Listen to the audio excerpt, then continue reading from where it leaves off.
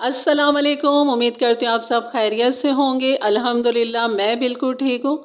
अल्लाह ताला हम सबको अपनी हिफ्ज़-ओ-मान में रखे, हर दुख बीमारी मौज़े मर्ज़ से महफूज रखे। आमीन सुम्मा आमीन। और यहाँ आज आप सीखेंगे करेले कीमा, और मेरे अंदाज़ से मेरे तरीके से बनाइएगा, यकीन करें आपको बिल्कुल कड़वे नहीं लगेंगे। और चलिए बनाना शुरू करते हैं। बिस्मिल्लाहिर्रहमानिर्रहीम। मैंने यहाँ पर आधा किलो कीमा ले लिया था, मोटा मशीन का कीमा है ये। और यहाँ पर 2 दरमियाने साइज़ की प्याज हैं, जिनको स्लाइस बारीक कटिंग कर लिया था। और यहाँ तकरीबन 1 गिलास में पानी डाल दूँगी इसमें, अभी मैंने चूल्हा ऑन नहीं किया।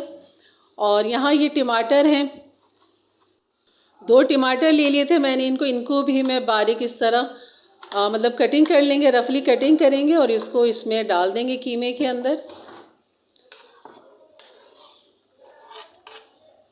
बस सारे मसाले हमने कीमे में डाल के चढ़ा देना है इसको। और यहाँ मैंने प्याज डाल दी, टमाटर डाल दिया। अब डालेंगे पिसी हुई लाल मिर्च 1 टीस्पून, हल्दी ½ टीस्पून, पिसा हुआ धनिया 1 टीस्पून, और नमक भी 1 टीस्पून मैंने इसमें डाल दिया था। और अब यहाँ पर जाएगा अदरक लहसुन 1 टेबल स्पून मैंने भर के डाल दिया था। और कीमा जो था ज़ाहिर फ्रोज़न था, मैंने बाहर निकाला हुआ था, नरम हो गया था, लेकिन इसको फिर भी अच्छी तरह मैंने मिक्स करना था ताकि गुठलियाँ ना बने कीमे की। और मज़ीद अच्छा फ्लेवर देने के लिए इसमें मैं हरी मिर्च लाजमी डालती हूँ, क्योंकि लाल मिर्च जो है मैंने 1 टीस्पून डाली, कम डाली है, तो इसलिए मैं इसमें हरी मिर्च डाल रही हूँ। तो आप मिर्चें अपनी मर्ज़ी से, अपने अंदाज से, जिस तरह आप खाते हैं इतना डाल लें। और यहाँ पर ये सब चीज़ें डालने के बाद इसको अब मैं पकने के लिए रख दूँगी। और अब आते हैं यहाँ करेलों पे। यहाँ मैंने आधा किलो करेले ले लिए थे। ये दरमियाने साइज़ के छोटे करेले हैं, ज़्यादा बड़े नहीं है ना ज़्यादा छोटे हैं ये, जिनको मैंने अच्छी तरह धो के खुशक कर लिया था। और यहाँ पर अब इसकी जो कटिंग है ना, ये आपने देखनी है। और यहाँ भी आपने देख रहे होंगे मैंने इसको खुरचा नहीं है ऊपर से, और ना मैं खुरचूँगी इसे, क्योंकि यही तो फ्लेवर है इसका और यही तो जायका हमें चाहिए होता है। करेलों के जो फ़ायदे हैं, जो हमें फ़ायदे करेले के चाहिए, वो तो हम सारे ज़ाया कर देते हैं इनको खुरच के। और इनको नमक लगा के धूप में रख के एक एक आधा आधा घंटा आप इसको मतलब रखते हैं, और तिरछा करके, ताकि इसका सारा पानी निकल जाए। तो सारी ताकत, सारी ग़िज़ायत, सारा जो फ़ायदे होते हैं वो तो सब ज़ाया हो जाते हैं। तो मैं यहाँ कुछ भी ऐसा नहीं करती, बिल्कुल आम सब्जियों की तरह इसको मैं बस धोती हूँ, साफ़ करती हूँ और इस तरह मैं इसकी बीज की कटिंग करती हूँ। और ख़ाली जो ये बीज हैं ये मैं निकाल देती हूँ। और अगर आप ये बीज भी अगर कीमे के साथ डाल के पका लें तो भी बहुत अच्छा हो जाता है। तो मिर्ज़ा को नहीं पसंद ये बीज, इसलिए मैं नहीं डालती। और अगर आप डालना चाहें तो ये बीज थोड़े से कीमे में डाल के बना सकते हैं।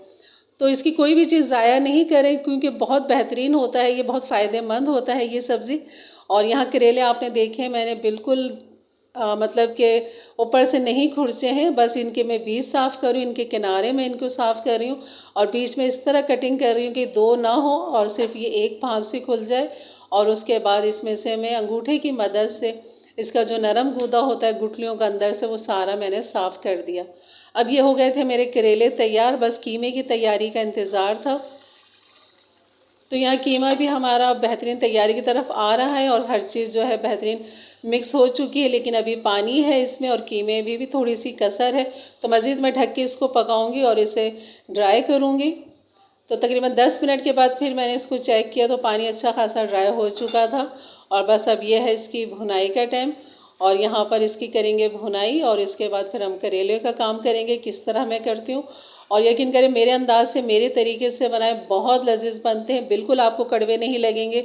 आप कहेंगे कि ये कड़वापन तो है ही नहीं, बिल्कुल एक आम सब्ज़ी जैसे हम खाते हैं। हाँ, आपको लगेगा आप करेले कीमा खा रहे हैं, तो ये आपको ज़रूर महसूस होगा, लेकिन आपको फुल फ्लेवर, फुल जायका, फुल तवानाई आपको मिलेगी जो होनी चाहिए इसमें। तो यहाँ मैंने घी तेल डाल लिया था अपनी मर्ज़ी के हिसाब से। अब यह है पिसा हुआ गरम मसाला 1 टीस्पून, और इसको डाल के करेंगे इसकी भुनाई। और बस इसको 5 से 7 मिनट भूनने के बाद अब मैं इसको बंद कर दूंगी चूल्हे को, ताकि थोड़ा सा कीमा ठंडा हो जाए। ये देखिए थोड़ा कीमा अब थोड़ा ठंडा हो गया, लेकिन अब यहाँ पे मैं डाल दूंगी हरा धनिया। और हरा धनिया डाल के कीमे को कर देंगे मिक्स। तो ये मैंने अपने नाना से सुना था, वरना मैं भी इसी तरह किया करती थी पहले, और काफ़ी टाइम, सालों से अब मैं इस तरह बनाती हूँ, क्योंकि अम्मी से मैंने सुना था अक्सर बातें जैसे होती हैं, बैठते हैं, बड़े बूढ़ों की बातें होती हैं, तो अम्मी ये कहती थी तुम्हारे नाना बिल्कुल भी नहीं खुरचते थे करेलों को, और बिल्कुल भी नमक लगा के उनका पानी नहीं निकालते थे, वो डायरेक्ट पकाते थे, डायरेक्ट खाते थे, और यही कहते थे फ़ायदा तो इसमें है, इतनी मेहनत करके उसका सारी ग़िज़ायत निकालते थे तो क्या फ़ायदा। तो वो नाना वाली बात मेरे दिल को लगी, और हमेशा मैं इस तरह ही बनाती हूँ, भरे हुए भी और कटे हुए भी। मैं कभी भी नहीं खुरचती, ना इनको नमक लगा के निचोड़ती हूँ, ना पानी निकालती हूँ।